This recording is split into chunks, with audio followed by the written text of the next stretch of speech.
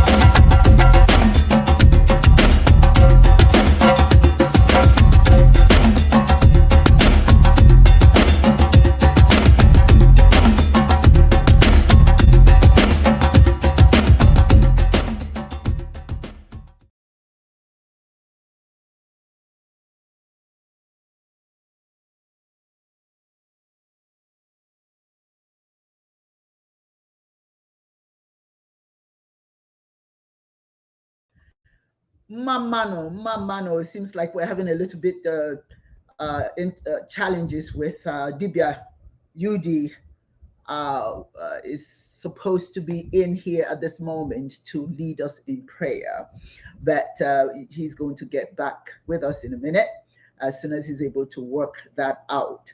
Hello everyone, Mamano Ndewono. Ndewono, how are you all doing? And I'm praying that everybody's well. I'm okay, Dibia, Dr. Wanyo Hosemere, and I'm your host on Chiism Live. It is indeed my pleasure to be here. I hope everybody's doing well, all things considered. I want to have a positive attitude today, and we must do that. You know, there's so much going on in our world, and if we don't have a positive attitude, we're not going to get through it. Okay, this program is sponsored by the Global Faith Ministries of Chiism, which is a ministry of the Godian spirituality, founded by Ahaike Oke Onyoha, who has joined the ancestors over 10 years ago. Ahai, wherever you are, we know that you are watching over us, and you and Noah and all the ancestors are looking in on the thousands of you all around us. Let's see if our brother UD has gotten that sorted out and can join us now. Can you hear me? Dibia UD, are you okay? Well, can you hear me? Now we can hear you. Please proceed with your prayer. My browser lost connection. I'm so sorry. Chukwubi ọma Chidi ebere ka ụzọ anyị niile ọbụla bụrụ ihe ka ihe ọbụla kpatara aka bụrụ sọ mma ụwa niile site n'ozi ọma anyị a nwesị obi aṅụrị taa na-ebighị ebi ọfọ ya gazie ise. All praises to Chi the Creator, the Supreme Being, Chi the Good, Chi the Magnificent, Chi the Merciful. May every way of our lives be light, and may all our acts be crowned with good, and may the world prosper from our ministry now and forever. So let it be. Amen. And, and so it is. Yagazia. Welcome to the Dibia Round Table, UD. I'm so Rough glad you were morning able to for me. fix it. I know. Very rough. My browser lost contact, with my microphone. So I had to log off, log back in, and then try it again using a different browser. And thank God it worked out. So here we are. My apologies. And here we are. Yeah. Welcome to the round table. I don't know what it is like where you are, but it is sunny. It is glorious out It's a here beautiful today. day out here. Yeah. So it's beautiful. Yeah, I'm going to take a time after this, go for a long walk, maybe even ride my bicycle, keep that health, keep the blood flowing like it's supposed to be. I know. I'm going to do that myself because once I get back home, I got a ton of work to do. I might be up all night working on stuff, But I know. Thank you. Yeah. Thank you, Dibia Ochaja. Thank you for your wonderful prayer. And again, as I stated earlier, welcome to the round table. Yes, let's go. Somebody's calling me. Unfortunately, I can't tell him. I would also like to welcome to the round table, and if he has arrived, Dibia Dozier is supposed to be with us today, but sometimes, he has challenges with the internet service in Nigeria. Yeah. So we're going to wait and see when he will join us. UD, I seem like I have an emergency phone call, so I would like you to just hold 1 second. I'll be right. Yeah, not a problem. Well, seems like Dibia has an emergency, so while she takes a phone call, let's talk a little bit about Africa for now, until she gets back, and then she will lead us with a topic for the day.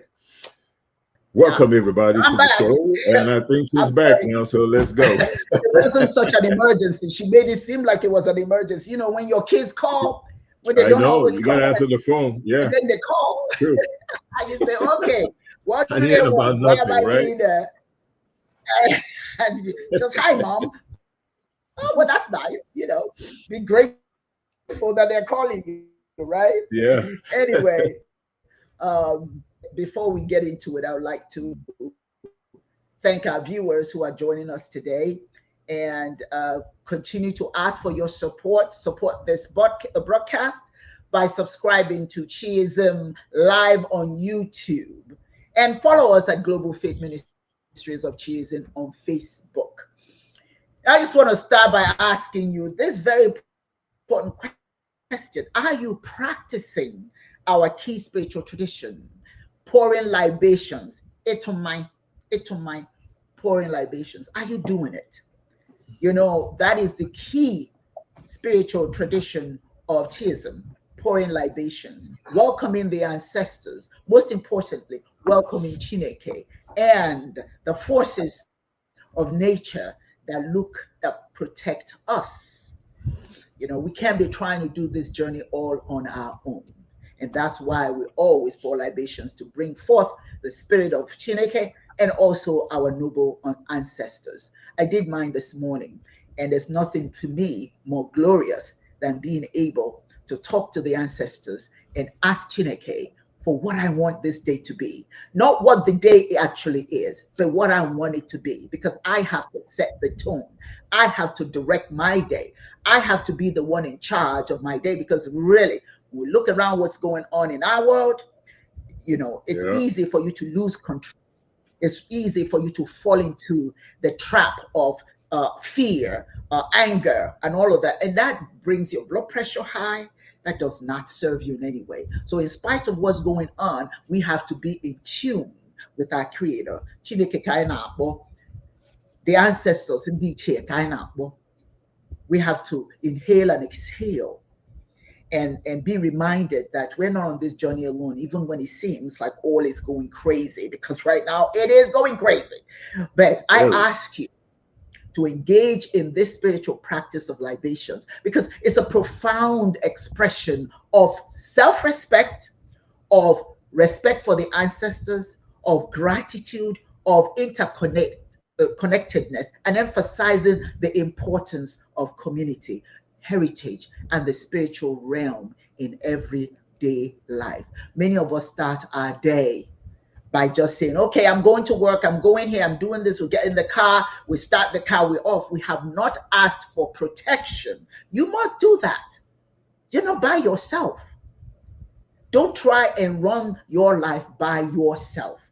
Sometimes you got to reach out to the spirit world to put their arms around you and guide your activities so that they can present, or rather prevent, things from happening to you once you get in that car, once you get your day going. And so I want to ask you right now, invite each of you, wherever you are, to plant yourself firmly in this moment. If you haven't poured libations, I welcome you to join all of us in this moment. I want you, wherever you are, take a moment to feel the surface that you touch, your seat, wherever you're seated, the floor beneath your feet if you're standing, the walls around you. Visualize your body's roots extending down through the space, through the carpet, concrete, or wood, reaching toward the water that is beneath us. Take a moment and get yourself together before you face the horrors of the world. As you breathe in, let's release the distractions and the chaos that accompany our journeys. Many of us we are all on this journey, not always individually, but together. We live in a world that kind of pulls us in all directions, but we need to pull together. We need to be focused. We need to be connected to the Most High, to the divine Chineke. We must visualize those distractions flowing into the water, leaving us clear and open to goodness, open to all the goodness that the universe has to offer, and not get us all tangled up in all the mayhem of the world. With our next inhale, when you inhale, let's draw in the beauty and nourishment of that water, embracing the diversity of people, ideas, and dreams that surround us. Yes, whether we know it or not, there's so much beauty around us, in spite of. And just like water, which seeps into every crevice, may we be fluid in our acceptance and understanding of one another, understanding of this world. I think this is why the world has gone astray, run amok, because we don't see the interconnectedness. We see ourselves as different, as separate. Black, white, purple, green are otherwise. We are one under the umbrella of Chineke. We are Ndife, children of light. We are interconnected, whether we like it or not. But because we see ourselves as separate from the spirit of Chineke, we antagonize each other, we kill each other, we hate each other. So we pour libations, a practice that's rooted in West African tradition, symbolizing that we are connected as a people. We are connected to those who came before us. When we pour libations, we invite the spirits to join us. We invite each other to acknowledge and honor our ancestors who wiped our tears, prepared our meals, and believed in us when we were unsure of ourselves. We pour libations for them, for their sacrifices, for their support. Pour libations wherever you are, whether you're exploring, impact investing, launching a startup, or preparing to present your ideas. Whatever you're doing, let us honor those who made it possible, who gave us this space, those who couldn't be here today, but they are realizing their dreams through us. So today I ask you, is it meaningful for you to pour libations, to acknowledge the ancestors, to acknowledge the Ndichis, to acknowledge Chineke, Olodumare, Tamonajinya, Mikatonda, Nyomi, Nkosi, Uvuzilele, Obasikenyo, Chineke, who has many names in different tongues? Is it worth it for you to acknowledge the presence of the divine? Yes, it is. It is meaningful. It is mindful.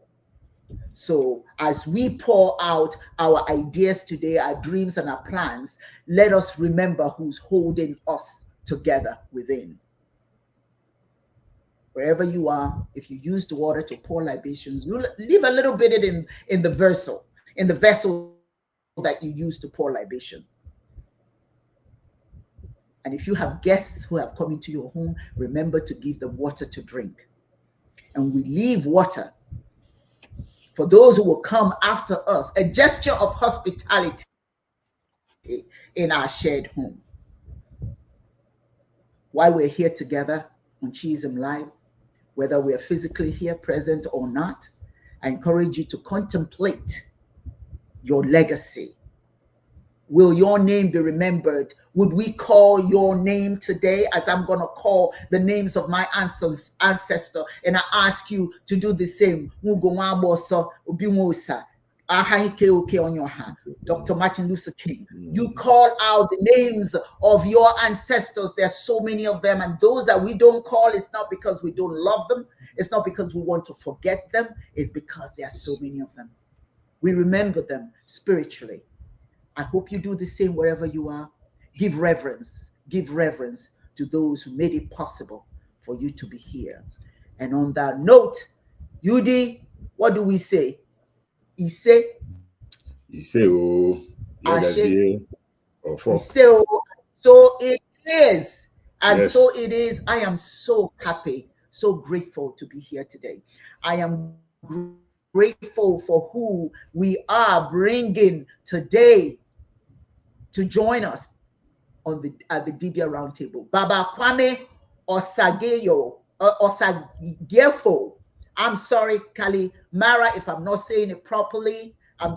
Perhaps I should be honest, I'm just excited to have him here with us. Now, before I bring him forward, you just don't, people like this, you just don't introduce them by saying, oh, welcome. You have to let people know who they are.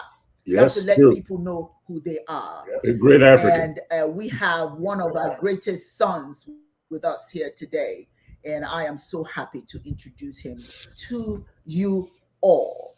Baba Dr. Kwame Osagyefo Kalimara is a native of San Francisco. His formal education was with the institutions of the San Francisco public school system, San Francisco State University, University of San Francisco, and the African Institute of Theology. Kwame is a priest of Kaifu, Me, and Ezulia Danto. Petro writes, since the early 1970s, and ordained as an interfaith minister since the early 1980s, and he practices New African Vodun. Baba Dr. Kwame Kalimara is a New African revolutionary nationalist. He taught world history, early and modern African history at Morehouse College. He taught African diaspora and the world at Spelman College. Clinically, he has worked in the areas of substance abuse, domestic violence, HIV/AIDS, and other diseases in our communities. Baba Dr. Kwame Kalimara writes liberation and romantic poetry. In short, he is a servant of the people. Let me just say, he has a resume, biography so long, there's no way we can repeat all of it today. So we're going to let him do so for us today. Ladies and gentlemen, it is my pleasure to introduce to you Dr. Baba Kwame Osagyefo Kalimara. Welcome, welcome, welcome, welcome, welcome, welcome. Good to have you with us. How are you, Baba? How are you? I salute your presence. Well, thank you. I salute your presence. You asked me how I'm doing. Extremely busy. As you very well know, we're in hot and critical times. I know that you and your organizations aspire for peace. And unfortunately, the empires in the world make it very difficult for us to be able to really enjoy the love that ultimate reality, the creator, wants us to have. And so we have a hard fight against us, but the foundation of your work speaks to how much more energy we have to exert in our homes, our families, in our communities, and throughout the world. So our work is just a lot harder, but we have to have faith and a vision of that reality in which we aspire to. Yes, yes. Thank you Agreed. so much. Agreed. And you know, I believe power begins from within. You know, many Yes, of us are just, you know, we've been broken. Many of us are broken because we don't believe that that power is still with us. So we move around our world looking for a savior, where we are the saviors we're looking for. we are the You Savior. see, and Yes, if we work together, if you have all those saviors, so to speak, working together, you carry a powerful punch. So we need to look to us and look to our ancestors, look to our Chineke, to the divine. We still have the power to move these, whatever it is we're trying to move, you know, we still have that power. So anyway, we brought a powerful person to our midst today. So we are Yes, so we did. grateful to have you here. Thank you, Yeah. thank you. And can you just share your personal journey and what led you to embrace the faith, the Ifa faith and the Vodou faith? let's see. I believe that it was something that was part of my contract coming into the earthly realm. I say that to say that around between 5 and 8 years old, I had a consciousness of the abnormality that existed in some of the communities in which I would frequent as a child. I was born and raised in San Francisco, California.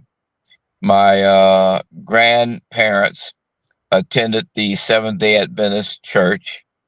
There were other various institutions, religious institutions in my neighborhood, Baptist, Presbyterian, Pentecostal, Catholic. And one of the things that I always saw was the fact that there was hunger, imbalance. I saw that people really had, in some cases, to do illegal things just to be able to survive.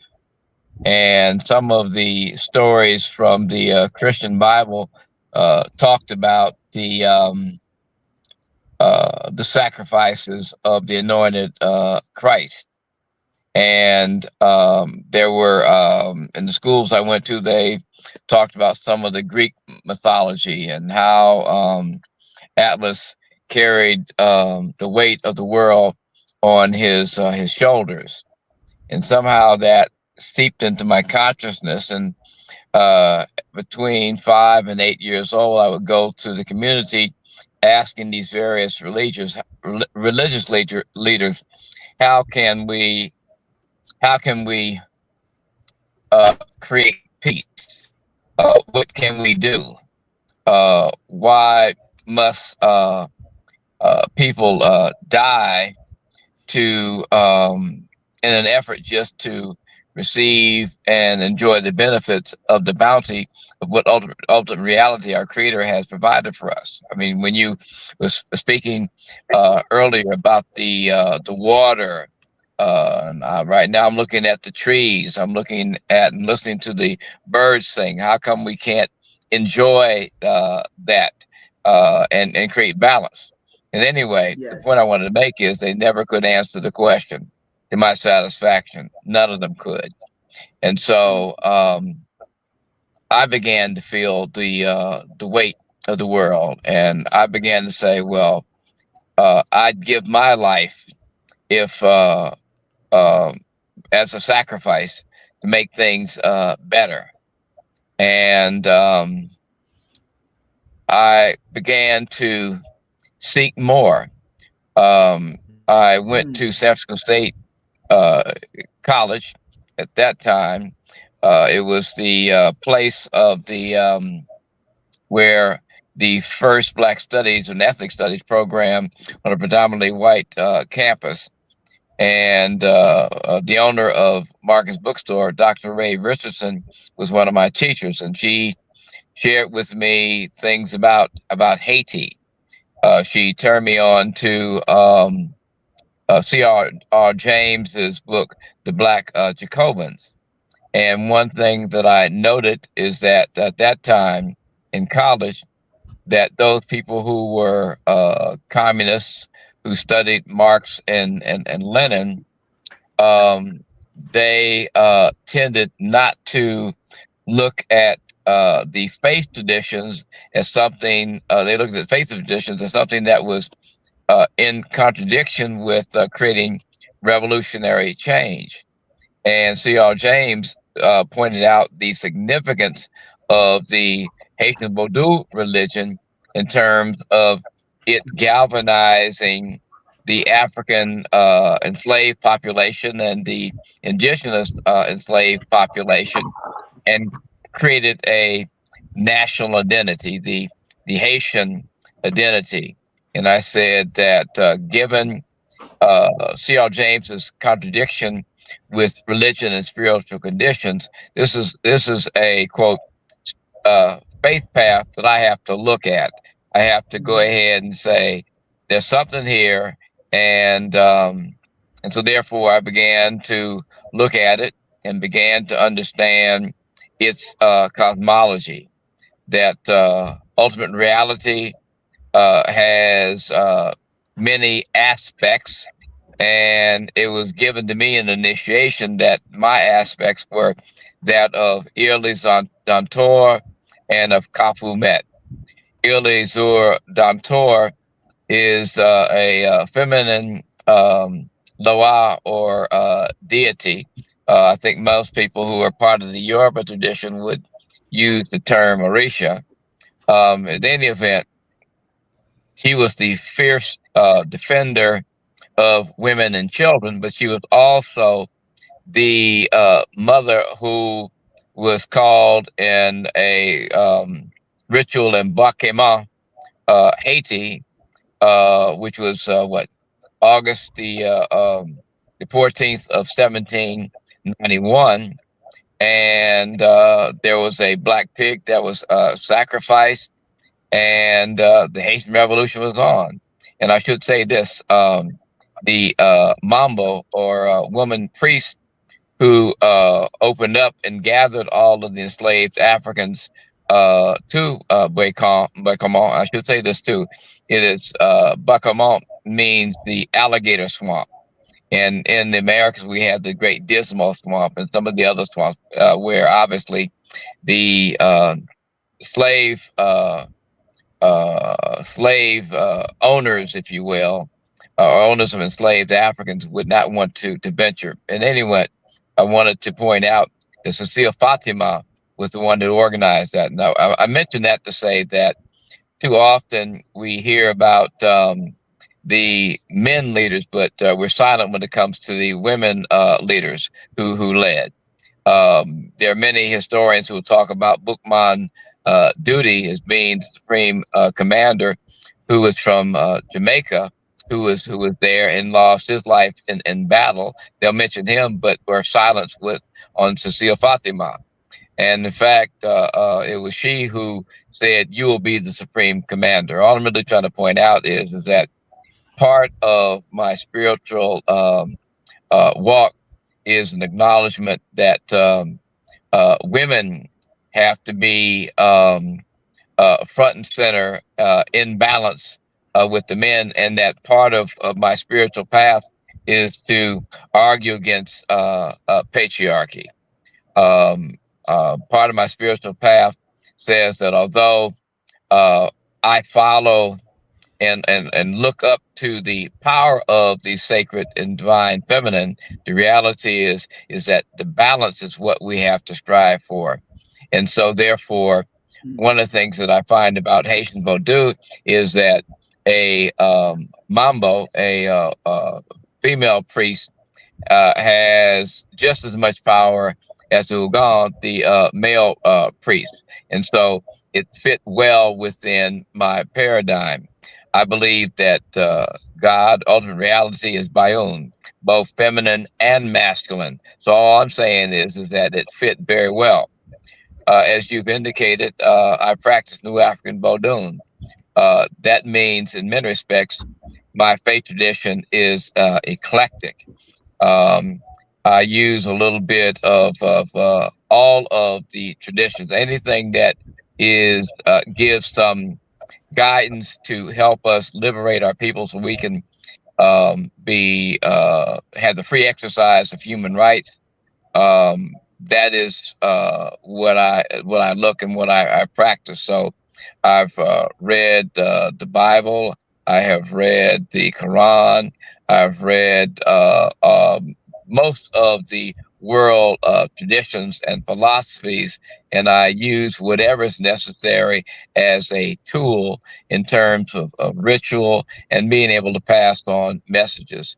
And so if you venture to, if you're a Christian, for example, I will point out some of the things that the preachers in their churches don't practice because they want to maintain control. So I said, here's a treatise that you can look at. Here's a treatise you can look at. Here's a treatise you look at. In fact, even more recently, I pointed out to some people John Mbidi's work just on the issue of the ancestors and the Sasa and the Zamani, things of that nature. So all I'm really trying to say is that I find that as a practicing activist organizer, I must use my spiritual traditions as well as my organizing skills.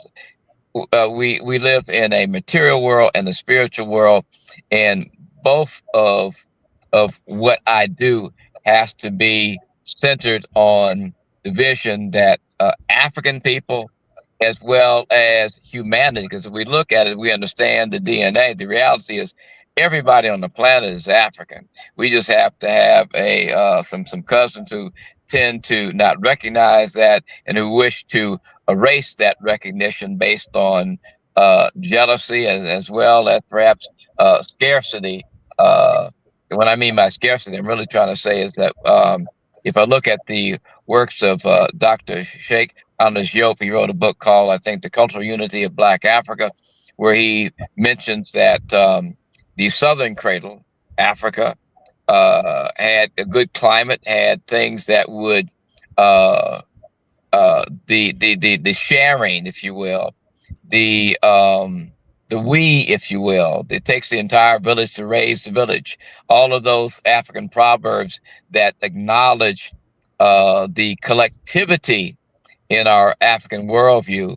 I'm not saying we didn't have any contradictions. All I'm really trying to say is that all was, I would argue, just there was a lot more peace and harmony within our communities. Diop argues that in the northern cradle, Europe, you had environmental conditions that were challenging, and so there was scarcity. And so he tends to argue that that scarcity created aggression, and if there's some scientific proof to be able to support that, all I can say is that they've created a culture to where they want to dominate, and that we're witnessing that domination even right here in America, in terms of really trying to erase our contributions, erase the knowledge of our ancient and current sheroes and heroes. So I guess, in a word, to answer your question,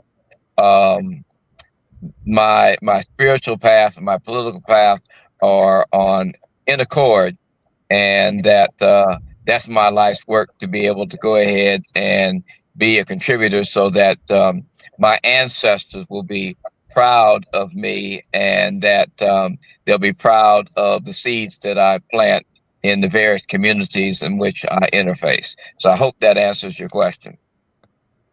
Absolutely. Thank you so much. Yudi, you want to comment on what you've heard thus far. Yeah, first of all, I want to just give a beautiful welcome to our guest today. I met you when we had an event in Wisteria in Snellville, and it was just great to speak with you. So happy to have you on our show. You had said something about being able to tap into different spiritual traditions or philosophies in terms of how you build your own, spiritual self, and being able to operate, regardless of which philosophy you put your hands on, but gleaning something from it, and then projecting something that is very fruitful. It's really a beautiful thing to listen to. It reminds me of an opinion, or probably a quote from W.E.B. Du Bois, where he says that unity, will come to the African community when each group, gives up a part of its own culture for the good of the whole, right? So instead of this insistent that you have to do or embrace certain spiritual traditions, and in this particular case, African spirituality, because it's very diverse, as a matter of fact, when you look at voodoo, right, and or Vodun, and you look at Chiism, Guardianism, it's so similar, you could barely tell the difference, right? Yes. And we also, part of African spirituality, and this cuts across every African demographic, sub-Saharan, per their definition, Black Africa. We believe in the duality, right, of the Supreme Being in terms of its spiritual essence, male and female. As a matter of fact, the name for the creator in my language is Chi na Eke. The Eke is the and. The Chi is the male. Eke is the female. Chi na Eke, male and female. That's what God is. And we encoded that in the name that we gave God. So the word or the name Chineke literally means male and female essence of the creator. So there's no separation of it's a man's world, it's a woman's world, because we understand, just like in everything in our spiritual and physical existence for the most part, is dual. 2 eyes, 2 nostrils, 2 lungs, hearts, ventricles, all that stuff, same thing. Without the male, there's no female. Without the female, there's no male. Yes. It's not even interchangeable. It's not. It's just what is. The male exists because of the female, and the female exists because of the male. Without either one of them, nothing is possible. Nothing is possible. Yes. Not in the animal world, not in the plant world, not in anything. The only place that is possible is if you have a being that is asexual, like the amoeba or the paramecium, right? Their sexuality is contained within. They just spawn from within like cells. That's what they are, single cell organisms, and they just expand just like that. Right? But to be spiritually fulfilled, you have to be able to understand, number one, the commonality within our own African spiritual practices and the general spiritual practices of the rest of world traditions, because in the end, we all really are after the same thing, right? Most people that believe in a creator believe that God does the same thing in every religion. There's no religion that says that God has this much power and this religion says that God has this less power. They all believe that the creator is the ultimate. Yes. So the question has never been about who believes, because most of us do if you believe in a creator. And most world religions do believe in something that created everything. It just didn't happen. We believe in something. So if you believe in something creating everything, then you have to agree that the problem is not belief in God, but rather how do you get to God? And you mentioned that in your opening, dialogue, right? There's more than one way to get to the creator. There's more than one way to get from point A to point B. Now I could go left, right, center, curl around, bam. And right there, point C, that's where I'm going. I could go from point A straight across to point C, which is an African spiritual philosophy. Anyway, direct relationship with the Creator without passing through any medium. From me to Chineke, there is no difference. No difference at all. My communication with the Creator is direct. I don't need a middleman. I don't need Muhammad, Jesus, but I don't need nothing. Yes. Yes. Because in African spirituality, and same thing with Vodun, we believe in my culture, Madu Buchibe, you are God to your fellow human being, because all God's blessings flow through somebody.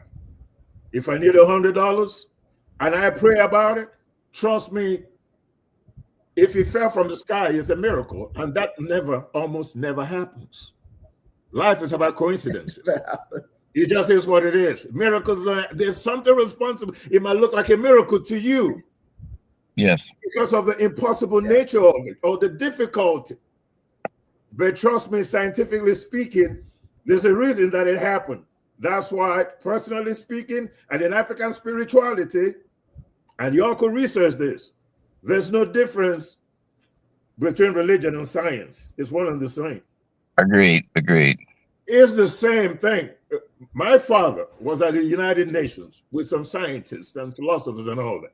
And they were having this, academic conversation about creation. And the scientists were talking about the Big Bang theories and all that. And, the idea of creation is not scientific, it's not possible. My father asked one simple question. Okay, let's go along with what you're saying. Can you prove to me that God, that the Creator, was not responsible for the Big Bang? Can you prove it? Since you're so scientific, prove to me with your science that God wasn't responsible for the Big Bang. And while you're at it, explain to me how the Big Bang happened. They can't. You can talk about hypotheses and all that. You can say, oh, it's a Big Bang. Fine. Explain the Big Bang. Oh, the atoms exploded. What caused it to explode? Explain that. Explain to me what caused the atom to explode. Okay, we know scientifically the atom will explode and electrons bouncing off. Fine, I agree with you. Now, explain to me that God wasn't responsible for that atom splitting, because you still can't explain to me why that atom split. Now, you could tell me it hit this and bounced here and this exploded. Why? And until you explain that to me, you cannot tell me that God was not responsible for the Big Bang. So it's all about yes. It's about narrative, right? Whoever has the gold makes the rules, or whatever. Yes, yes. Whoever wins the battle of the narrative controls everything. So if you believe that God has two heads, it's because somebody said that over and over. You believed it because it was repeated until, as far as you were concerned, God can only be seen from your own perspective.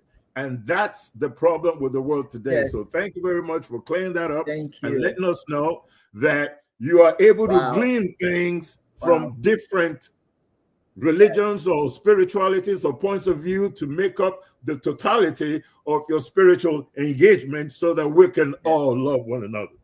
Yes. Yes. Yes, Yudi. That was wonderful. We appreciate your teaching. We appreciate your teaching. Thank you, sir. Appreciate you. Yes, that was indeed. great. Yes, indeed. Your opening speech, I want Baba, I want to ask you a few questions. And I'm going to start by sharing if a chiist is praying, what they believe.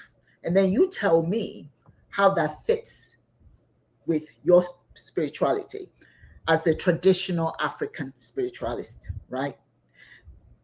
It's kind of emphasizing even a little bit more on what Dibia Yudi said, bouncing off what he said, and then have you tie African spirituality together. If you're a chiist and they ask you, what do you believe in? What do you worship? We say we worship God of nature. We don't believe in the doctrines of man. Yep. The stars, the sky, the moon, and all the heavenly hosts show us who the Creator is. How come our lives, our growth and our death, what God kept us until the missions came? Yep.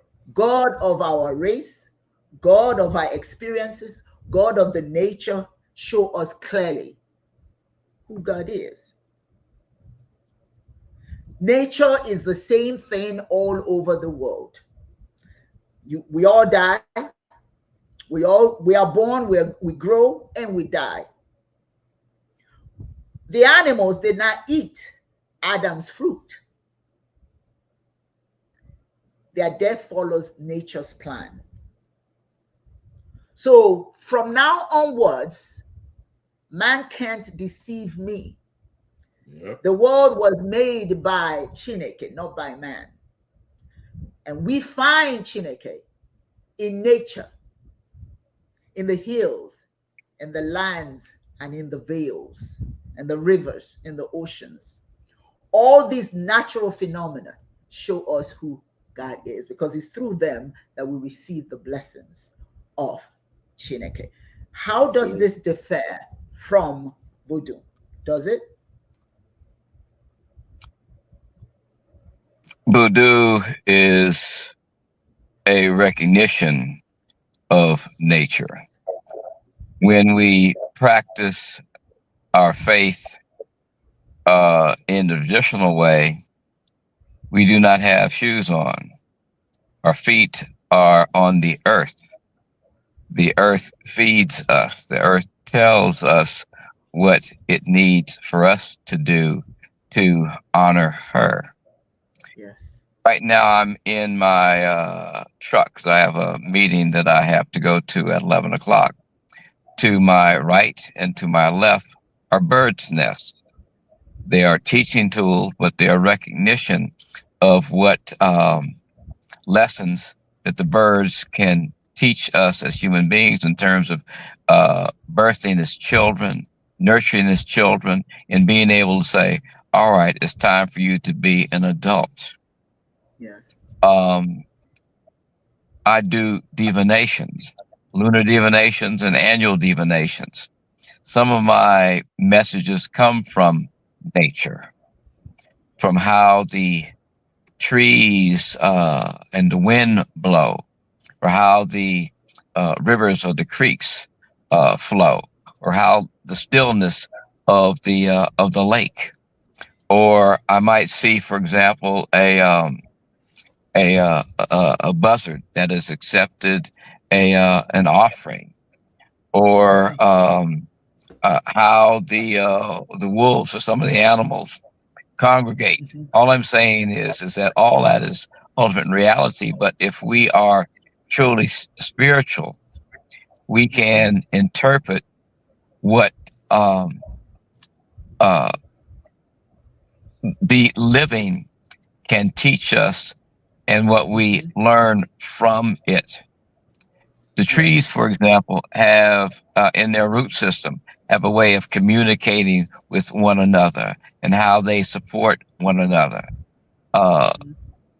I guess a word I was really trying to say is that it's all connected. If I hug a tree, it has a symbiotic relationship with me. Any negative energy that I might have begins to eliminate from my body because it wants to create balance. All I'm really trying to say is that we have a responsibility as stewards of nature, and we have responsibility. The animals have responsibility. The trees and vegetation have responsibility. All I'm really trying to point out is it's all connected, and that's what Vodou understands, is that it's all connected, and we have responsibility to do our part in terms of maintaining and creating nature. We know that right now, the planet is off balance, and it's imbalance is a result of sorry, man. people. I'm in the program. Well, its imbalance is as a result of the populations of the planet that are greedy and wish to use its resources for the benefit of the now, and not even thinking about the future. And all I'm saying is, in terms of answering your question initially, is this: is that Vodun believes in being a part of the grand design of ultimate reality, and that is we are to be in harmony with everything on the planet. So I hope that answers your question. Yes, it does. Yes, it does. And that's usually the argument I make with other people. It is not about where you're going to go when you die. It's not about you being more sacred than the animal world kingdom. It's about you fitting in with what is. You didn't create all these things. So you can't discount the importance of anything out here. You have to learn to live amicably with nature. But what we're doing is we have this false notion of superiority as humans that we have no problem destroying nature, destroying animals. We sometimes, you know, we don't even we step on an ant and not think nothing of it. We cut down a tree and not think nothing of it. But all those things are all part of nature, and we must honor them. Now, unfortunately, sometimes the world views our position as prehistoric.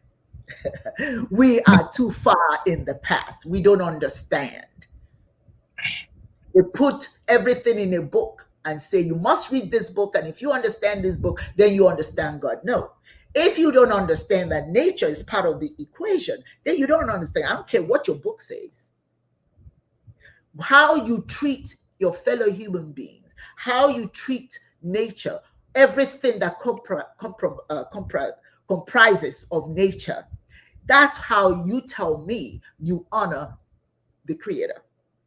Because you didn't create these things. If you indeed believe that nature was created by the divine, by a divine presence, then you must honor all that was created, not just you. When you look at it, we are just a speck in the whole scheme of things. Yes. I mean, if we were so powerful, why do we run from the lion? Why do we run from the snake? You understand what I'm saying? You just stand there and tell them I'm human. But we do understand when the situation presents itself, we are just part of nature. And just like every other nature, everything else in nature tries to escape from, don't want to be prey, we don't want to be prey either.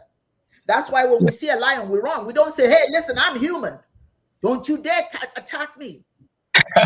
Do we do that? We don't. We run. You see a snake. Ah! People scream when they see a snake. Why are you screaming for? You're human after all. Because we internally, we understand we are part of nature and we must work with nature. Because if we don't, if you stand there and try to talk to that lion, you will be meat, dinner, lunch, or whatever he chooses. So we need to get out of the habit of thinking. And I'm so glad that you're here today. And quite frankly, that is one of the things that makes me happy when I meet people who see and acknowledge that nature is part of the design. We're just a part of it. And we must honor the Creator by also honoring that which is next to us, that which we every day when we stand out. And something else you said that I really, before you go, I know you have somewhere to go at 11, but I just wanted to throw this in appreciation, because there are individuals who have drawn the conclusion that women are irrelevant. Women should listen to the male and not say anything and go along.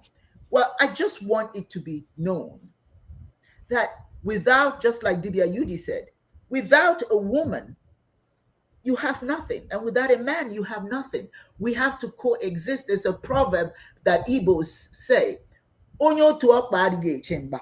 That means a one-legged man cannot go into battle with a two-legged man. Those communities that incorporate the skills of every citizen, they do better than those who are focused strictly on just one gender doing everything. So that means you're not tapping into all your legs. You're not tapping into all the minds available. You're just going along with you. UD, I saw something that you sent, and I thought I would comment on that today. Yeah. Baba, there's a video that's going around and it's showing that African children are extremely brilliant. And it shows all these young men who are achieving tremendous, tremendous things all over the world. Nigerian kids, right? Superseding, I mean, absolutely killing it. Destroying everybody. But do you know what, Baba? They did not show, they didn't show a single female. Yep. Yeah. They didn't show, they showed all these brilliant males, but they never showed. And they had some girls that were so sharp, man, so smart. If they had just tried, they would have seen girls killing it even more, doing amazing things in the world. But that is that mentality, that spiritual mentality that says males, males, males. But then you're like I said earlier, you're hopping around on one foot and leaving the other leg elsewhere. Yeah, let me say this too. I mean, when you mention that, we go back to the African liberation movements. All we see is the so-called founding fathers of the Pan-African movement. And you also have to really dig and study to find the foundation was built on the work of the women. And it's and what I tell my students is that we have to be very critical whenever we see that. We cannot allow the imbalance representation and presentations to persist. We want our young people, the seeds that are coming up behind us, to be able to see the balance and how important the balance is and how significant the balance is. Last night, I was at a program where I spoke, and one of the things I said was, and this is tied to peace, revolution ain't happening without women. We have to understand that, we have to honor that, and we have to show it, but we have to speak it. So what I tell folks every time, I says, we have to honor and acknowledge the divine feminine. And let me just say this too. During Africa's period of matriarchy, what I can say is that there was a lot more peace, balance, and harmony. When patriarchy took over Africa as well as the planet, that's where we're seeing chaos right now.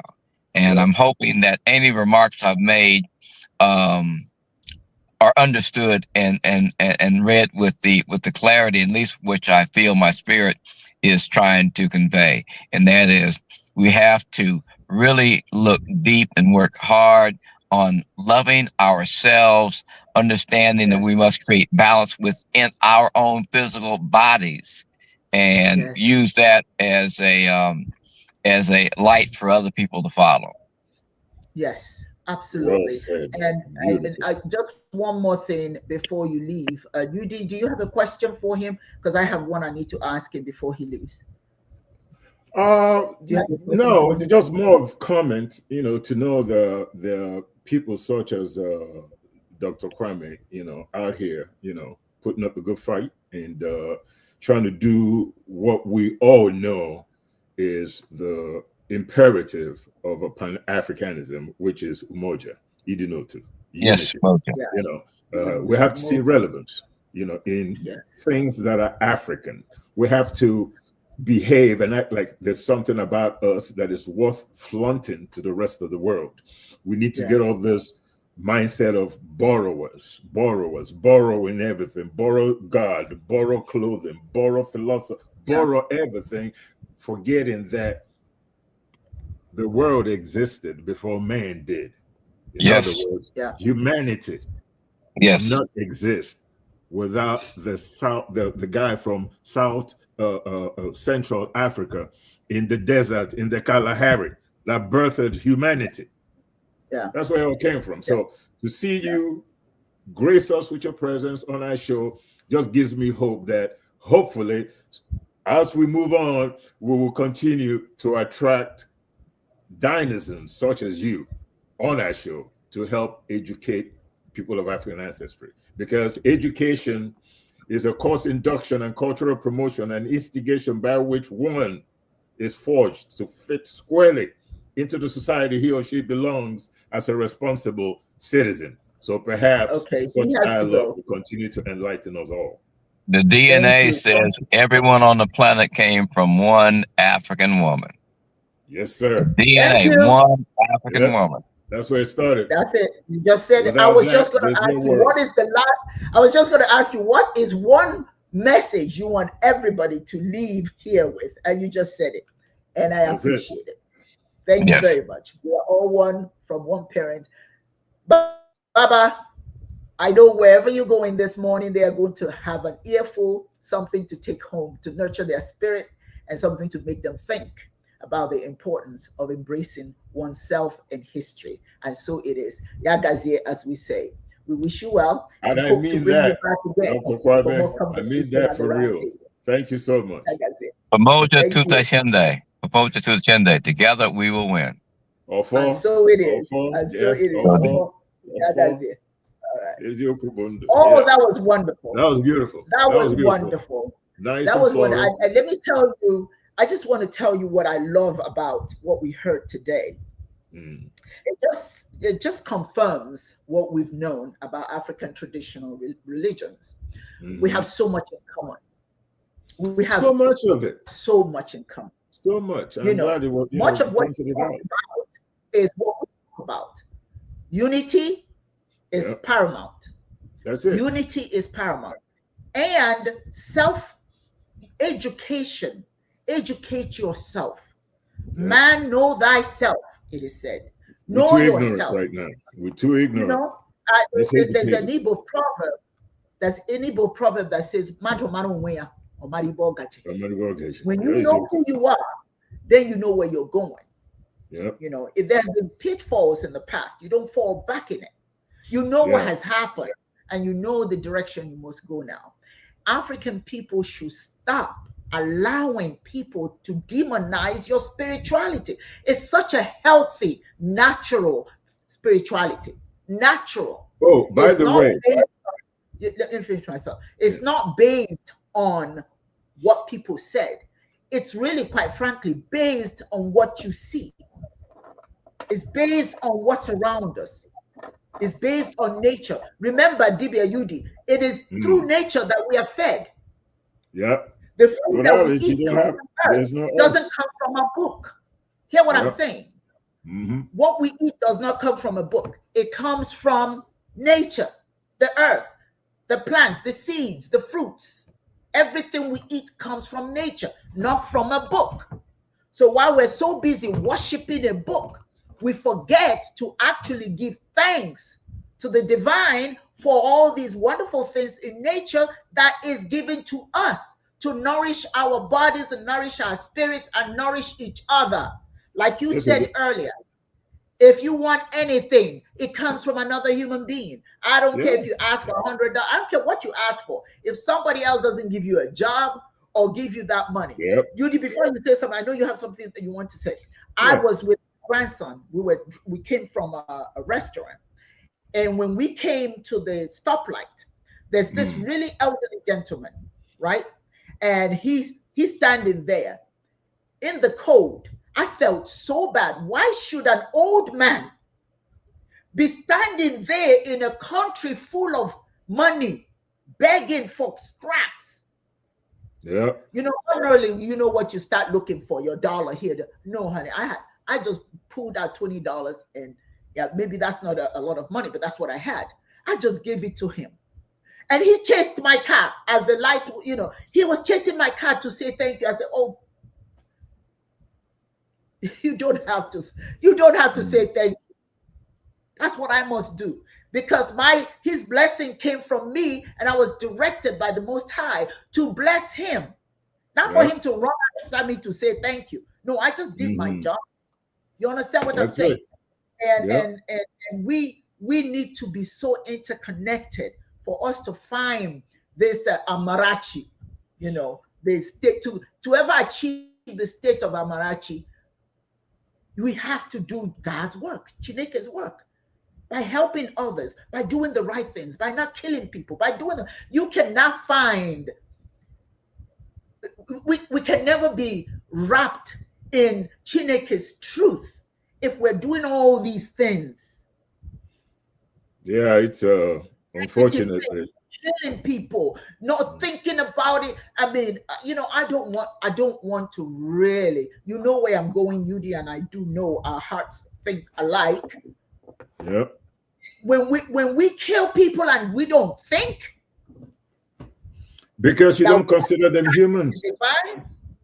When you kill somebody and you think, okay, when I get rid of these people, then I am going to gain this and gain that. What thing you have already done is you've lost Chineke. The divine is no longer in your corner. You may think you get away with it, but one day, if you're lucky to become if you're lucky, you'll become an ancestor. But if you do bad things, that's not your destiny. Yeah. You're one of those that will come back as a stone. You're one of those that will come back as a tree stump, a dead tree stump. You're one of those that will come back as a lower animal that people step on. Something we shouldn't do, but given what you've done, that may be your luck. Mm-hmm. You were going to say something. No, just I kind of lost my train, but it just kind of came down to, we talked about gleaming things from different religions and all that stuff. Of course, we restrict it to African spirituality. And then if you go beyond that, you start thinking about world religion.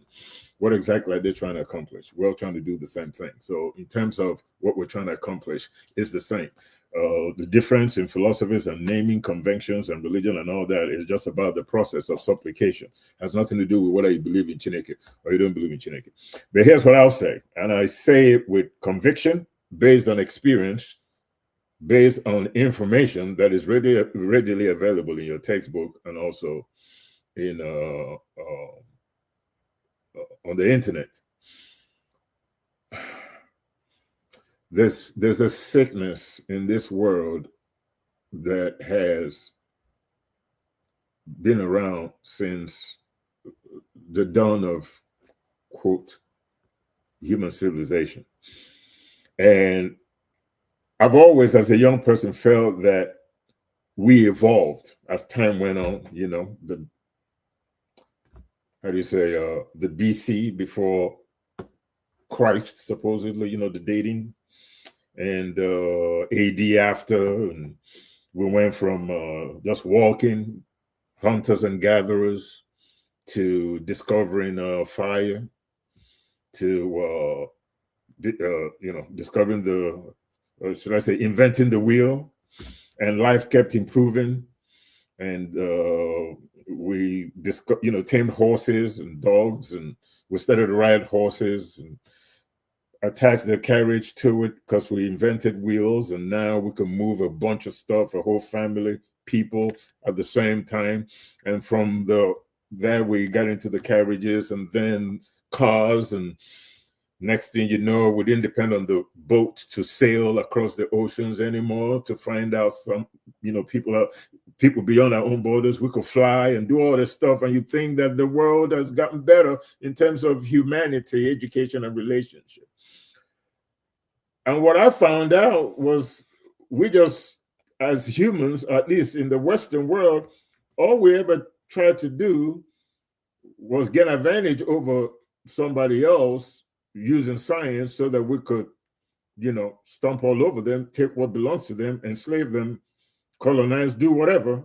And that mindset by the West or the European forced other nations like China, India, and now Africa to try to keep up, do better, defend themselves, because if you don't, you will be swallowed up. The sickness goes beyond the economic temptation of getting people's resources. Then we talk about sex trafficking all over the world, young boys and girls just disappearing, especially homeless. Then you're going to find out that some of these wars were started because somebody up there who makes the decisions also is involved in organ. It's big business. How much you think a good heart will fetch you in the black market? You destabilize communities and kidnap children. I was watching a video with the Ukraine war. And they were talking about what some of these people were doing, the soldiers. They were interviewing soldiers, where they will march 2 to 6-year-old children into warehouses and slaughter them like pigs and get all their organs. You wonder, why is the world nuts? What is this about Western greed that is destabilizing everything? Somebody's got to say it. I mean, if my life doesn't make a difference, in anybody's life for the better, then I'm not worth being spared to live and walk amongst everybody else. The world is sick, and this sickness is devilish, man. And when I say devilish, I mean it's evil. It goes beyond money. It now becomes about what you can do with that money in the dark. Sex trafficking of young boys and girls, organ harnessing, going into other countries maliciously, just doing anything. And it's been going on for over 1,000 years. After all, the Europeans were killing each other till they found out they could kill somebody else. They went on to Africa and South America. They went on to Asia, India, China,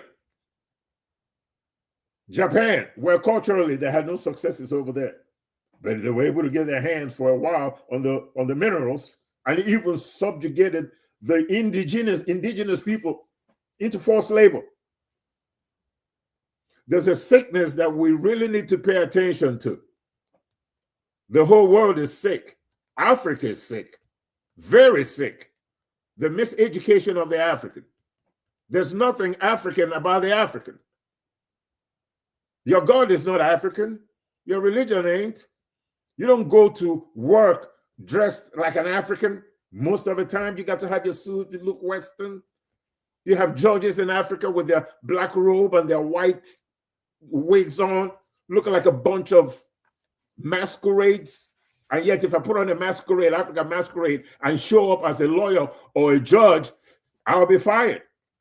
But you could dress like a European masquerade in your white outfit and your wig, looking like freaking Dracula. And yet it's okay. But let me do it African style. Oh, no, it's a problem. We've now demonized ourselves. And this is just not an African thing. Every country or continent that was colonized by the European, they hate themselves. And those people that were able to figure it out are very successful now, like Indonesia, who now decided that being Indonesian was more important than being Muslim, than being Christian, than being Buddhist, than being whatever. You're Indonesian first. Maybe Africans should learn from that. Be African first. Umoja, Idinotu, unity. That is the key right here. When we're able, like W.E.B. Du Bois said, when you're able to give up a little bit of yourself for the good of the whole, for the good of the whole. That's true Pan-Africanism. Giving up a little bit of yourself for the good of the whole is Governor Oti of Abia State. Giving up a little bit of yourself for the good of the whole is Thomas Sankara, is Ibrahim Traore, are the Sahel governments practicing true Pan-African way of thinking. Communalism. The community comes first before the individual. That's African.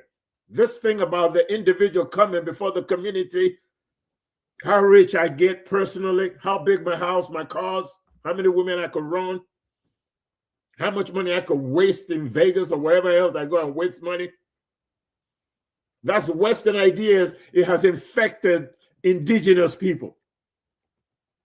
So we now operate the way they do and think that we're going to be accepted and respected by them. No, because for as long as you act like you have nothing about you worth flaunting to the world, you're always going to be disrespected when the interest of the European is at stake.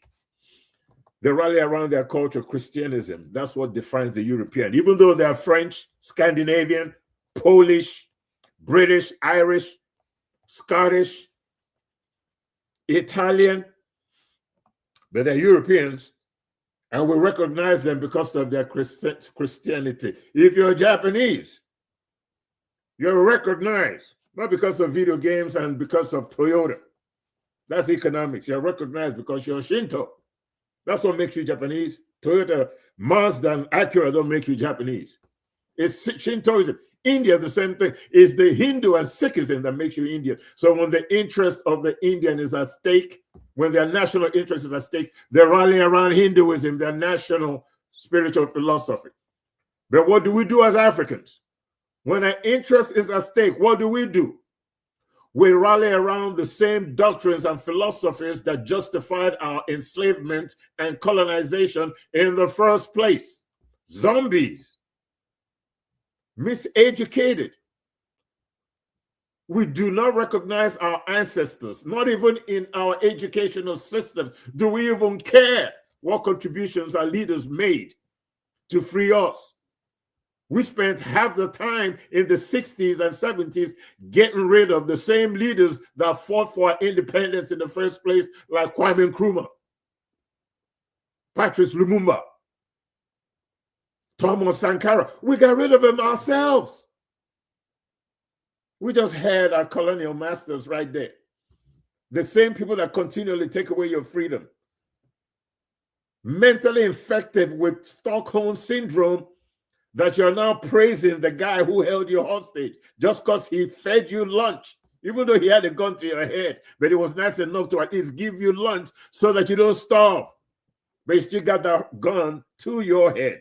That's the black man and woman. That's the African. We still haven't learned anything. We operate on the narrative that our colonial master and our enslavers put out there. All of a sudden, we look at ourselves as less than. Self-hate. We hate our women. The women hate our men. Sometimes you listen to black men or black women talk about each other. It just blows your mind. Everything based on the way we were defined by our colonial masters and our enslavers. We see no value in our women. We see no value in our men. Some women will tell you, well, if he ain't paying my bills, I ain't messing with him. Well, really? What you doing for me as a man? That's my question to you, since you want me to pay your bills. We just ain't paying attention to what's going on in the world right now. And we're in a very bad place, people. And this is a straight up message to people of African ancestry. It's time to practice that umoja. This is really the time now for us to be Africans, for real. Whether you're Jamaican, be African. Whether you're African American, be African. Whether you're Nigerian, be African. You're British, be African. It doesn't really matter where you come from. If you're black, you're African. It's time we recognize that, and not just recognize it because of where we come from and our skin color. We need to recognize it in our spirituality and religion, because all human systems are products of religion. Once your God doesn't look like you anymore, you're finished. You're done. You will never develop. Once you go to school and you learn nothing about your ancestors and those that came before you, you will never develop because you don't know where you've been. let alone know why you're in your position now and where you're going. We know nothing about ourselves. How many African scientists do we know about? Architects, doctors. But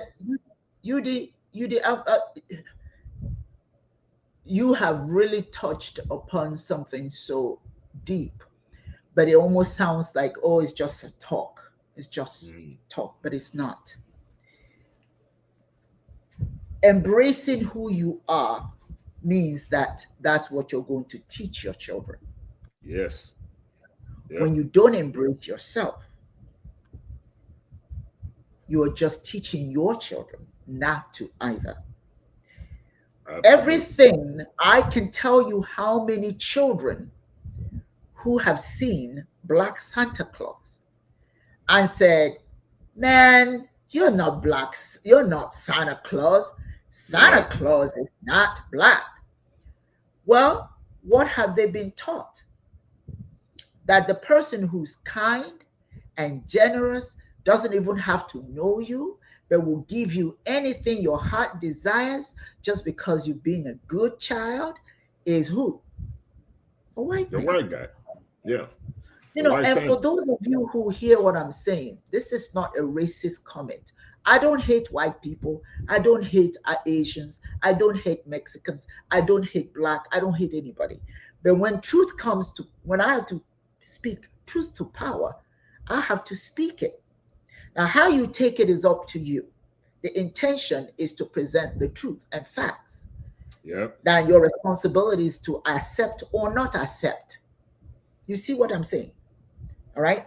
Yeah. If you look at what we are teaching our children willfully, see, you can't talk about what people are doing to you when you allow it to be done to you. You can celebrate Christmas. Why not? Celebrate Christmas. But Africanize it so that your children can see themselves as something. Yeah, you see somebody else. If you don't want to celebrate Christmas, celebrate Kwanzaa so that your children can see themselves in it. But however you choose to live your life, you must incorporate some Africanness into it so that the children that will be promoting their culture know something about it because you're teaching it and they're seeing it. But as long as you're presenting to them something that is not cultural to them, that's what they're going to promote. When you leave this earth, your children will promote what you left behind, like it or not. How many of our children do we take to go and look for eggs laid by some white rabbit? Yeah. What's that got to do with anything? A white rabbit running around with eggs, colored eggs. And our children, to celebrate Easter, they have to be dressed in their Easter clothes, and mom and dad gives them a little basket, and they go in the field with all. What has the egg got to do with the bunny anyway? Children looking for some eggs. But remember, who's presenting that egg doesn't look like anything they know. Even the cartoons are prejudiced. Yeah. So there's this white rabbit that's putting eggs everywhere. Our children get used to that. They embrace that. We teach them that that Christ is white. We teach them that Santa Claus is white. We teach them that now I don't blame any white person for teaching their children that. That's their right. Come on. Mm-hmm. If I'm white, why wouldn't I teach my children that Jesus is white or that Santa Claus is white? That's who they are. Yeah. I just don't have to talk right to There's nothing racist about that. They are teaching our children to appreciate themselves. You can't get mad at that. Good for them. Teach them that the bunny rabbit is white. Teach them that the Santa Claus is white. Teach them that Jesus is white. Hello, hello, hello. Teach them whatever. That's your culture. Teach them that. But my question is not them. My question is you. What are you teaching your own? Don't get mad at somebody for teaching their own to stand up and feel good and proud about who they are. Then you call that racism. No, ain't nothing racist about that. No, teach your own. That's who their children are. That's who they are. That's what they're Yep. teaching. But you want them to drop what they're teaching to make it good for your children when you can actually teach your that's children their teaching. Go find yours. thing. Go teach your children your own thing. Yeah. Embrace your own things. Don't sit here and say it's racist or Jesus. That's their thing. It can be anything. And I never understood that. Fighting for somebody else's stuff. It just makes no sense. Take the mind of a child. When my daughter was a little one, they called me from the school to tell me, oh, I must come. She was 3 years old. I had to race to daycare. I thought something had happened.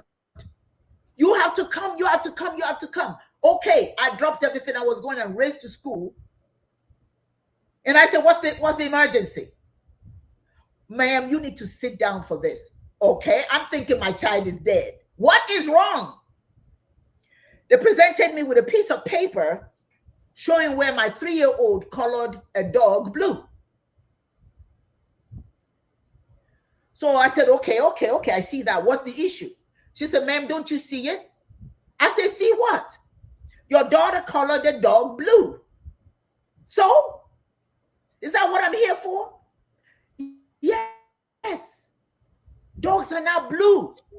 The teacher said she could have colored it white or could have colored it black or brown, but she chose to color it blue. I looked at the paper and I said, can you get her? That was Adora. She was 3. I said, bring Adora.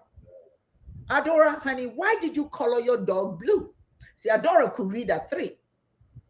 She says, oh, because she says that Spot says to come and play. If he can talk, he can be blue. I looked at the teacher. She stood there frozen. I said, you told her that the dog can talk. And you're surprised that he's blue? I know that's right. She says, she, the 3-year-old says, dogs don't talk. So it's an imaginary dog. So in my it can be blue. It be blue. What's the issue? So she skipped away. I told her, go on, baby. So she skipped away. And I looked at the teacher. I said, is there anything else I can do for you today? She sighed. She says, no, ma'am, thank you. I'm so sorry I called you to come here. We can create and teach our children to create their own reality. But this person wanted it to be her reality, not Adora's reality. It had to be her reality. That's why they teach them that Jesus is this color, God is this color, and if anything is outside of that, it's not right. And Judy, what do? We embrace that. Yeah. We embrace that, and then we teach our children to say that that's not Santa Claus. Santa Claus is not black. Because we, not them. Because if your child is seeing you believe in that story, then it's true. Then Santa Claus can't be black. Because you yourself is teaching him that. You're teaching them what they are promoting. Then you wonder why your child is confused and hates himself or herself. Religion plays a role in how we see the world. Each and every day, we are asked to be just a little bit wiser and smarter in our relationship with the world. And the only way we can do that is to act on our faith. Iyanla Van Zandt wrote about that. Act on your faith. That is how you see the world. So what is your faith? What is your faith? What does your faith teach? Does your faith teach you to embrace all that you are? Does your faith teach you that you're not the only living being or living thing in this world that everything else deserves to be recognized as significant? Do you do that? Does your faith teach you that? Or does your faith tell you everything you need to know is in this book? Forget everything else. We as Africans, we cannot complain about what other people are telling us. You can't, because they have as much right to promote what they believe as you have the right to promote what your ancestors gave you. Act on your faith, the faith that is close to who you are, the faith that tells you there's nothing wrong with you, the faith that tells you that from you to the divine, there's no distance. That faith that says right where you are the embodiment of the divine. You're the temple of the divine. If you are the temple of the divine, then the divine must look like you. And if you're white and you're the temple of the divine, then the divine must look like you. It doesn't matter what our race is, but we have to see our world from our own perspective, from where we stand, and not allow people to promote theirs while they undermine ours. And when we accept it, when we accept other people's designation of what is and what should and what should not be, we are letting people shoot on us. You know what that is? To allow people to shoot on you? No, what is that? Do you know what that is?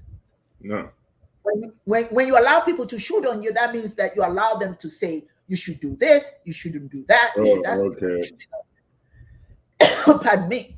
But we need to be in the habit of pouring libations every day. If you're not doing that at the moment, you need to start. Pour libations every day to acknowledge the presence of the Most High in you. Pour libations every day to acknowledge the ancestors, thousands and thousands of them, without whom you wouldn't be here today. Acknowledge them. Pardon me. Pour libations to honor those ancestors who have made it to ancestorhood, those who died at age 80, who continue to be your divine. Somebody's trying to reach. Is that me or you? No, it's me. It's Kama from Nigeria. Oh, okay. So it's important that when we talk about pouring the libations, do it every day. Trust me, when you do that every day, you will feel the connection. We must practice that. We are God to each other. Because only through us does anybody get blessings, no matter how much we pray. If we cannot begin to practice the way our ancestors practiced, then we cannot complain about what other people are doing to us, because we're allowing it to be done. If you're not for what you seek, so shall you find. If you're talking about that you want to embrace, you want African people to form unity, to become unified, how do we find unity if we're not practicing what our ancestors gave us? How do we find unity if we don't see the good, the God in each other? How do we find unity when we allow other people to make us think that who we are is less than? The world is a serendipity, survival of the fittest. You cannot fault the lion for coming after you when you stand there and allow yourself to be devoured and your children to be devoured. Have you ever watched elephants? Yudi, have you ever watched elephants when their children are being attacked by a lion? Oh man, how you say, they throw caution to the wind and leave their babies, but not an elephant. No. All of them will come together. The whole clan will together. And that elephant and that lion gets the message. Yeah. You know, this is not the place. There's no dinner for me from here. That little elephant, I can't get to it. But we think about what I just said, Dibia Yudi. We are in the Serengeti, and the lions, they are prowling around our children in the classrooms, filling their heads with nonsense. And you're not there. And when they come home, what do you do, Yudi? What do we do? Do your homework. Reinforce. Do your homework, re-emphasizing whatever nonsense they We just reinforce whatever crap they learned in just school and all that, and just take them to church on Sunday. We don't rally around our people. So I'm going to end my conversation for a moment to let you jump in. And this is what I want to say. Don't ever complain about what anybody's doing when you're allowing it. Yep. Don't. I mean, what does it take to wake up? You think it's okay for them to do all of that? Then don't complain. You're giving people the impetus. You're giving them the right to do whatever they want to do to your children. But you cannot blame them for wanting to do what they'll have to do. But you have to prepare yourself to do what needs to be done for yourself, for your children, for your community. Peace and unity can only happen if we know who we are, if we embrace our culture, if we embrace the divine from our own perspective, if we honor our children by teaching them the right thing and reaching out to each other when we're suffering. Otherwise, there's no peace. It ain't gonna happen. Yudi, take it away. I mean, absolutely. You cannot blame people for doing things to you that you allow them to do. You know, everybody wants to go to heaven, but nobody wants to die. I think it's safe to say that people of African ancestry all over the world understand what happened to them in terms of colonization or slavery, but don't have the full story. What they have is narrative that is, how do I say, promoted by people that don't want those affected to get the right perspective.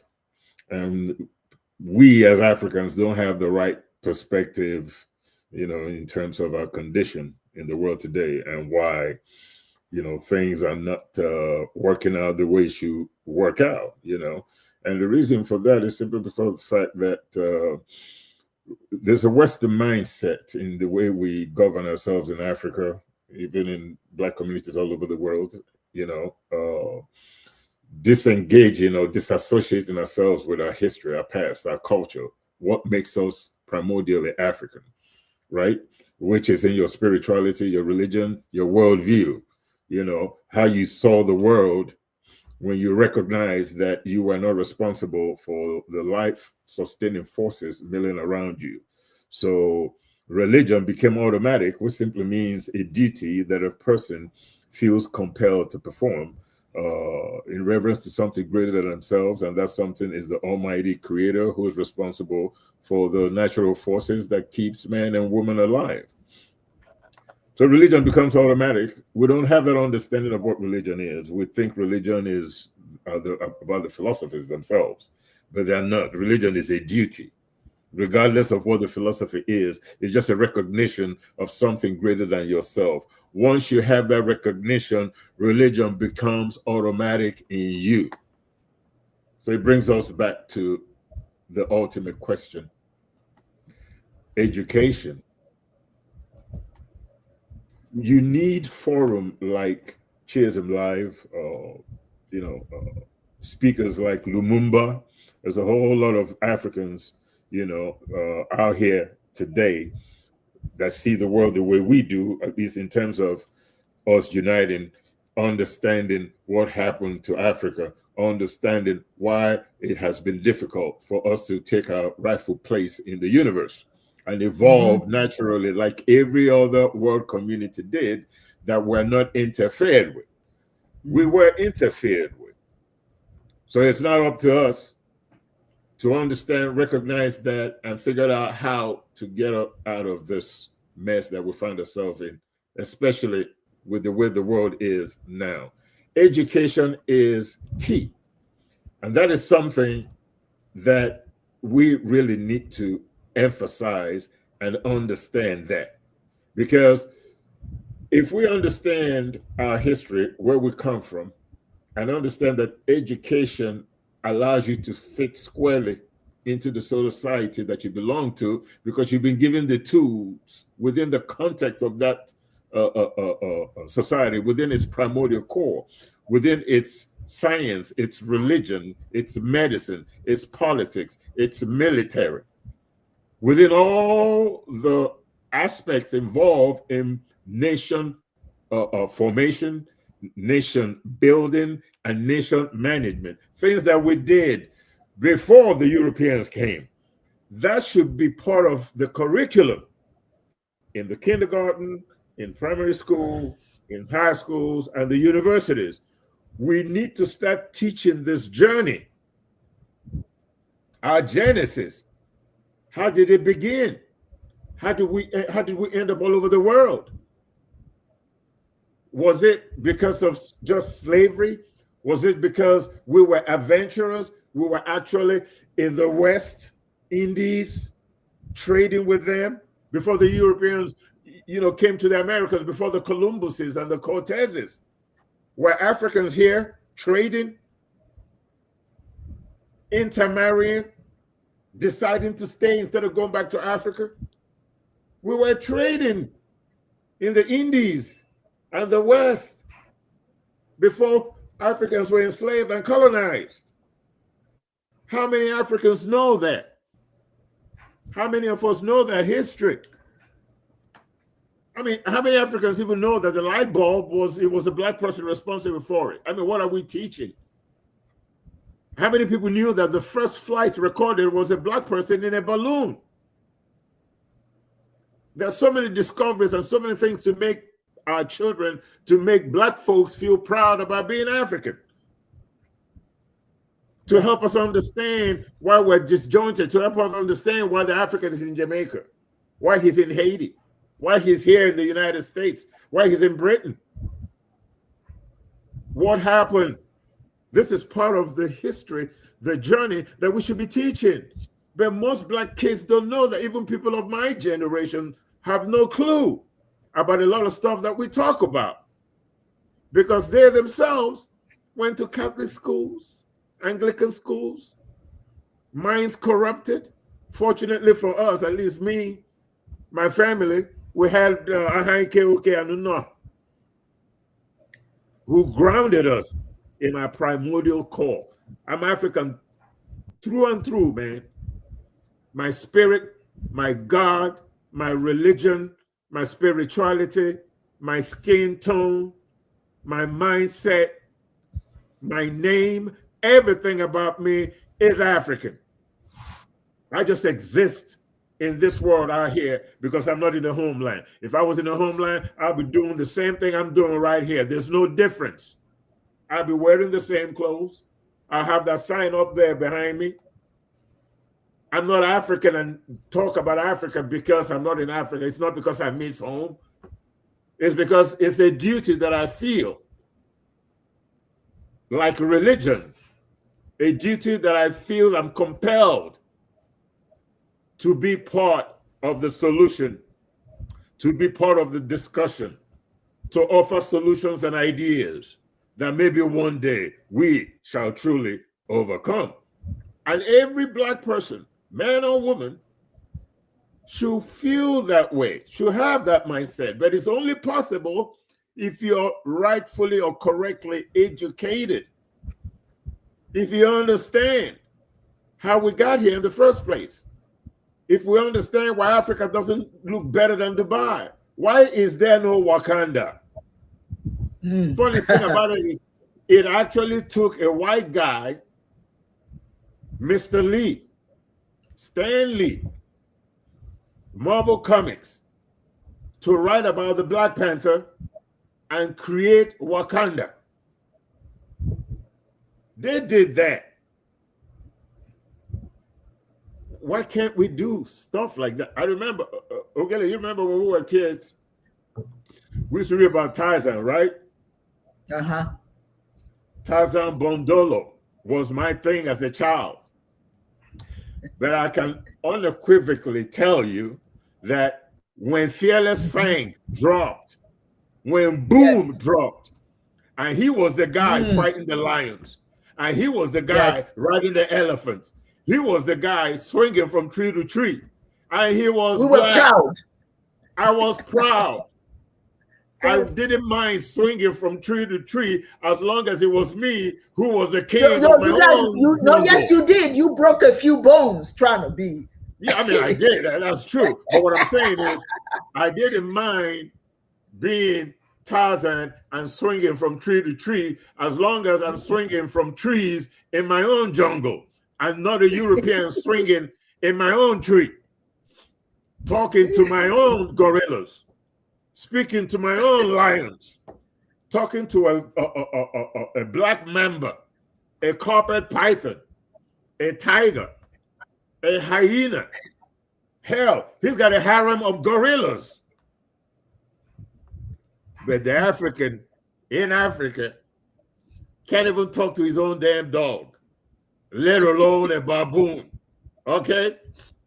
So I used to read a lot of spy stuff until, guess what? I discovered Lance Spearman. Once I discovered Lance Spearman, I found that a black guy can also be a cool detective, can throw a point, smoke a cigar, and come up with some really cool, how you say, slogans or whatever, like, take that, you steel skulled ape. Take this, you molten-headed jellyfish. You know, it was cool because I saw black folks doing ancient things or modern things. The same thing that I saw white folks doing, now I'm seeing a black person doing it. I gravitated towards the black person and I said to myself, guess what? We're just as sophisticated as these guys are. And I felt a lot of pride in that. We should do the same thing. Promote things that are African. They didn't give us anything. And if they even gave us something, which I'm sure, if you follow the process of cross-cultural pollination, communities, societies borrow from others, change it up a little bit, something they can use to make their lives a little better. There's nothing wrong with that. It's called cross-cultural pollination. It's as old as humanity's existence. All right? People cross borders, they intermarry. We do all that stuff. Yeah. But it is imperative that we teach our history, because our history will let us understand exactly what our character is, what our makeup is, why we think and do things the way we do it, why we are very spiritual, why we are very loving, why we've given the world over 80% of its culture. Do you know what's going on right now? You remember this Nigerian music, the way it sounds, all those Nigerian music? Guess what? European artists, white artists are now making Nigerian music. Guess what? Korean and Chinese artists are now making, in fact, there's a Korean guy with a new Nigerian song that he just made. He's blowing up on the internet, right? People love, the African-American culture is probably the most pervasive culture in the world. I mean, people just borrow just about everything from them, coupled with some of the African culture that is already in them because they are Africans. Then they mix it up the way they mix it up over here and put it back out here. And even Africans, we borrow and we dig on that stuff. I used to love everything African-American when we were kids, you know that? We loved everything. The narrative has always been that Africans don't like African-Americans. That ain't true. I don't know any African-Americans that went to Africa. How many of them went to Africa and came back and said, oh man, African people were horrible to me? No. They always have the best time. I Show Speed just went to Africa and came back. He got more love from Black Africans than anywhere else he went to. You know, doing his podcast and all that.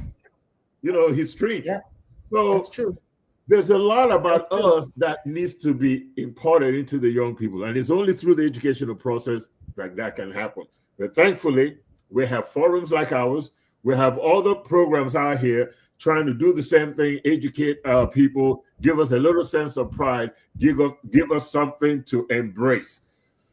Teach the young, even the old. Teach them. Yes. Like we have done today, like we did with Dr. Kwame. Teach people, let them learn, hear this stuff. If we continue to do it, perhaps some government agency somewhere will pick up on it and then decide, you know, we need to change the educational system in Africa and emphasize a little bit more of African stuff, discoveries, than European. Because in China, they learn more about Chinese heroes than European heroes. In Japan, in India, they do the same thing. We need to do the same thing and find something that we all have in common as people of African ancestry and embrace it, like Chiism and an African calendar. That's my bit. Thank you. Thank you, Dibia UD. We are Alekale. You know what that is? Alekale. Okay, Billy. Gebili. Yep. Alekali Gebili. It goes like this. Nikechuku, Nikechuku, Alekali Gebili. Nikechuku, Nikechuku, Alekali Gebili. Alekali Gebili. Yep. By the power of the Most High, the struggling shall rise. Particularly when you were at the mountaintop, you fell down the valley. Now you've got to climb back up. See, when you're on top and you fall, when you're in the valley, how much lower can you go? You can't. True. You can't go any lower. So, Alikali Gebili, though you have fallen, you must rise again. Amen. You must climb back up to that mountain. You can't stay there. Les Brown said, it is not the falling that's the problem. It is what you do after the fall. Try falling on your back, because if you can look up, you can definitely get back up. If you fall face down and you stay face down, you're dead. But if you can look up, you can get back up. So this is where we are as African people. It's time to rise again. It's time to rise again. You don't rise by putting other people down. That is not the point. We don't rise by hating others. That's not the point. We rise by reaffirming ourselves, reaffirming all that we are, all that we are, God is, all that is noble, we are. This is our divine inheritance. We just need to claim it again. That's all. We just need to reclaim our divine inheritance. That's it. If humanity and civilization began in Africa, that means we had a lot of stuff. But we can't complain about the people who took it from us. We must complain about those who continue to allow other people to take it from us. And those people are who? Us. Look in the mirror. That person that you're hating, that person you're saying did this, that, the other. Look in the mirror and make sure it's not your vision that shows up in the mirror. Yep. Make sure it's not your image showing up in that mirror. Because a lot of what's going on in our world, we are the ones doing it. Because we have failed to reaffirm who we are. Yep. To reaffirm the blessing of the ancestors, the blessings of the divine. We don't see God. We don't see in each other. That's why when we kill each other, pop. I was watching this, and you know what, UD? There used to be a time that when people got mad at each other, you men, you put up your dukes. Yeah. Isn't that right? Come on over here. You see some men, they beat each other, and then one, when the other one is tired, it's like, peace, my brother. I'm lost. Okay, let's move on. You didn't seek to take the life. Only if you're European. But see, when I say we return back to our old ways, it doesn't mean that when we fight, that is the end of life. It doesn't have to be that. I remember your parents when you come crying. Try that with my dad. Here you come crying. Somebody beat you, and he says, "Who beat you?" And you say, "So and so beat me." And then he says, "Does he have a horn on his head?" No. Is he a human like you? No. Why didn't you fight him back? Why are you coming home crying? Yep. So you go back next time. You box him. Dad would tell you. And I will never forget it. That's why I never lost a fight in my life. Not even if you're a girl. My dad didn't want to hear that. Do you remember when he made me fight that tall student at school? He told me, "Don't you dare come back here. Don't you dare come back here." And I'm telling him, he's so big. He's going to beat me. He says, "Does he have a horn on his head? If he's a child like you, then you fight back." We need to fight back. Not necessarily by shooting each other. We don't need to do that. All he's saying is stand up for yourself. That's really what it is. Stand up for yourself. Put your dukes up, you say. You know, don't snuff the life out of a person. That's not what we used to do. That is not our culture, to beat the person until he has no more brains. You think that's bad? You fight until the person gives up and say, "Okay, I lost." And then that's it. Even when they went to war, right? When the people gave up, they took them home to their villages as people they captured, not dead bodies. They didn't bring the dead bodies home. They didn't do that. It's the people they captured. Yes, I beat you. You're now mine. Come on. I'm taking you to my village. And sometimes after a while, after you served in the village, what happens to you? You become part of the village. Yep. You just expand in the village. You know, but now what do we do? Become chief. Yeah, you become chief. Now what do we do? What do we do as a people? When somebody annoys us, you say, "I'll be right back." Next thing you know, he goes to his car or to his house, and ends it right there. And ends the person's life. Why? You cannot certainly believe in the divine when you believe in taking somebody's life. Because if you believe that we are the temple of the divine, then why would you take a life? You just took Chinike's temple away. And how do you think you're going to be smiled upon? How do you think, or why would you think things will go well for you after doing all of that? Destruction does not bring anything but defeat ultimately for any human being. Ultimately, you will pay the price for all your evil ways. Now, there are times, Yudi, let's not be naive. There are times that we get angry. Yes, there's nothing wrong with being angry.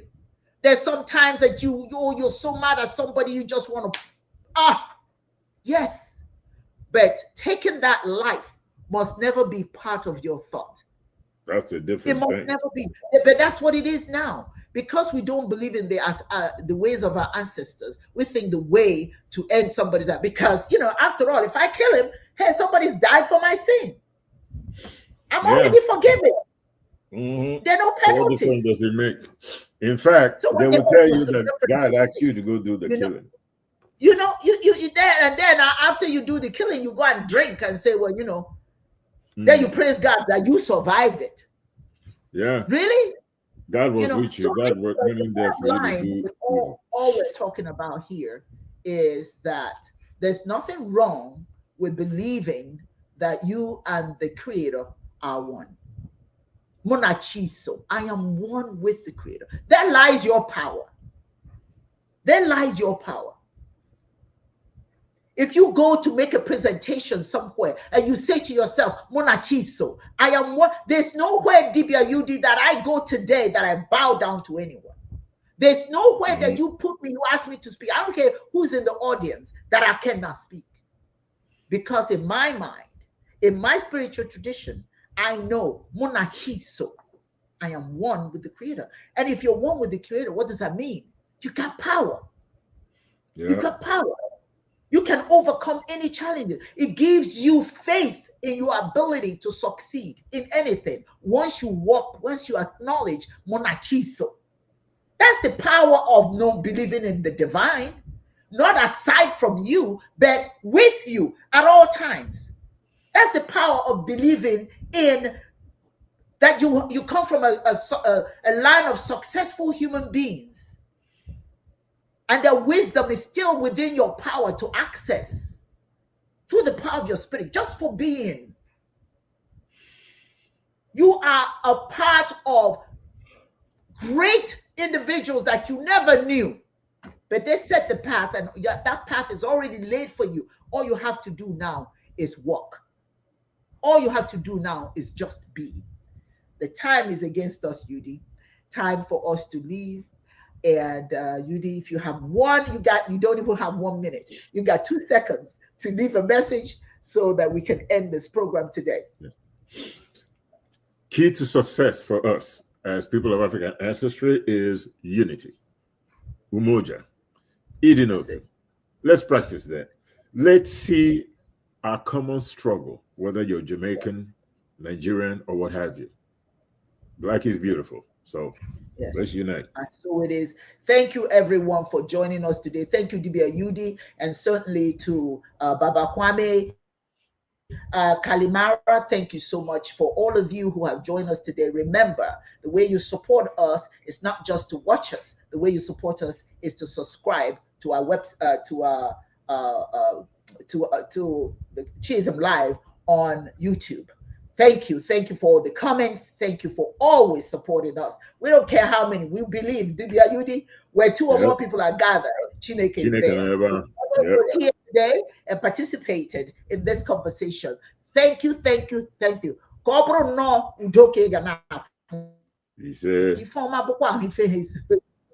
let it be nothing but goodness. I'll follow you wherever you go today, tomorrow, and forevermore. And so it is. Yagazeno, until we see you in 2 weeks' time on Chism Live, the Dibia Round Table.